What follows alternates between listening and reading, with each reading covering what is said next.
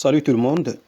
Aujourd'hui, nous allons faire l'activité de lecture, la page 156. Alors, la première chose, quel est le titre de ce texte? C'est La mystérieuse victime au musée Bigoudin. Alors, après la lecture de ce texte, on va répondre aux questions suivantes. Quels sont les personnages du texte? Où se passe l'action, c'est-à-dire le lieu? Quand se passe l'action? Le temps? Voilà, donc nous avons les personnages, nous avons le narrateur, le mort, le médecin légiste, les ambulanciers.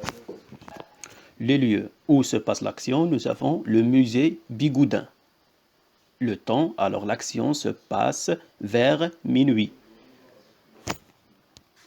Alors pourquoi le commissaire était-elle touchée? Alors car elle a trouvé la victime dans un costume exposé au musée. Quel genre de vêtements la victime portait? Ce sont des vêtements de deuil, c'est-à-dire de la mort. Alors, dans la tâche suivante, vous allez relever le portrait physique et vestimentaire, bien sûr, de la victime. Alors, la victime avait la peau pâle, cheveux blancs, centrés, un long nez fin, ses yeux ouverts. Alors, l'aspect vestimentaire, donc, qu'est-ce qu'il porte? La victime, qu'est-ce qu'il porte? Vêtu d'un pull noir, une chemise blanche, un vieux pantalon en chaussettes. Il est en chaussettes, c'est-à-dire qu'elle prend des chaussettes.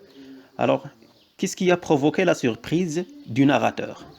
Qu'est-ce qui a provoqué la surprise du narrateur? C'est que la victime ne porte aucune trace de coup de poignard ou de balle.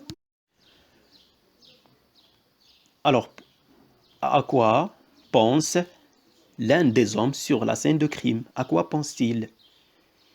Il pensait que c'est une tentative de suicide. Alors, ils pensaient que c'est une tentative de suicide.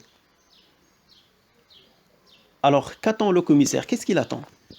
Alors, le commissaire attend les résultats fournis par le médecin légiste. Alors, le médecin légiste, c'est un des personnages que nous avons déjà signalé dans l'histoire. Alors, ce qu'on va faire, alors, dans la tâche suivante, on va répartir le texte en passage narratif et passage descriptif, c'est-à-dire le passage là où l'auteur fait la narration et là où l'auteur fait la description. Alors, le passage narratif commence par le médecin légiste, par exemple, jusqu'à sur le décès. Le médecin légiste jusqu'à sur le décès. Alors ici, l'auteur fait la narration. Et le passage là où le narrateur fait la description de après que jusqu'à 2 balles. De après que jusqu'à 2 balles.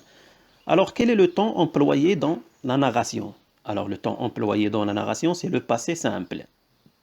Dans ce cas, on utilise aussi des verbes d'action ou de mouvement. Et dans la description, quel est le temps utilisé? Le temps, c'est l'imparfait. L'imparfait. Alors, l'auteur utilise l'imparfait pour exprimer l'état, pour faire la description, exprimer l'état. Alors, ce qu'on doit retenir à partir de ce texte, alors nous avons divisé le texte en 2 parties, la narration et la description. Alors, pour faire la narration, l'auteur, qu'est-ce qu'il utilise? Il utilise des verbes, une succession de verbes, c'est-à-dire que chaque verbe représente une action.